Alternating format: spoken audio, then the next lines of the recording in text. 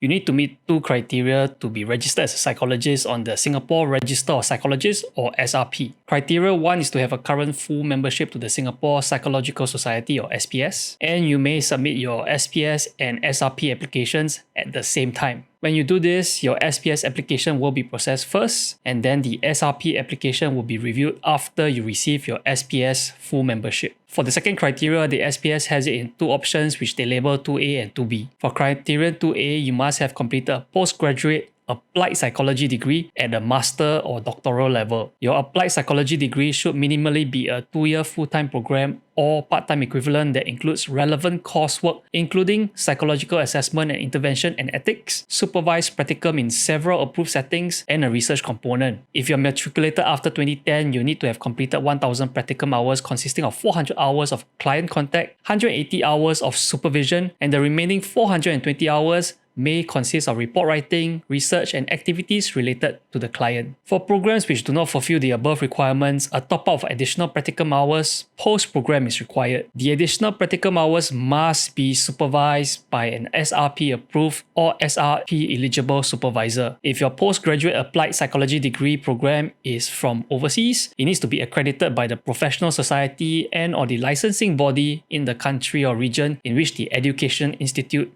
operates. So it's important here that the SRP only registers practitioner psychologists who have applied psychology degrees. So academic research psychology degrees and degrees in behavioral analysis, counseling, family therapy, and other psychotherapy do not meet the requirements of the SRP. And there's currently no exception to this rule. So criterion 2B is more for applicants who train overseas and have completed their postgraduate applied psychology degrees overseas. They'll need to have a valid license or registration to practice as a recognized professional psychologist in either Australia, New Zealand, the UK, the United States of America, or Canada, or have the documentary evidence for eligibility to be registered to practice as a recognized professional psychologist in Australia, New Zealand, the UK, the United States of America, or Canada. In addition to that, there's actually a need to demonstrate your English language competency and knowledge and skills to practice within the Singapore context, which can be verified through a period of supervision provided by SRP-approved supervisors. But remember, the Singapore Register of Psychologists is a voluntary regulatory system which is created and maintained by the Singapore Psychological Society. This is because the practice of psychology in Singapore is not regulated by the government, so there's no need to have the SRP registration to practice in Singapore.